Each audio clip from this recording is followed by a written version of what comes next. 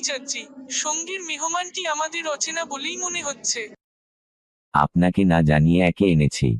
মাফ করবেন বেগম সাহেবা।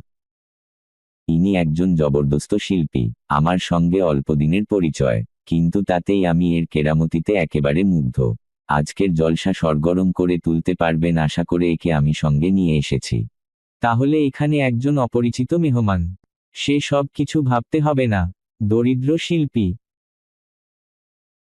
পেটের ধান্দায় আসরে জলসায় কেরামতি দেখিয়ে বেড়ান। রাখা দরকার। তিনি দরিদ্র শিল্পী নন, তিনি নবাব সিরাজের গুপ্তচর।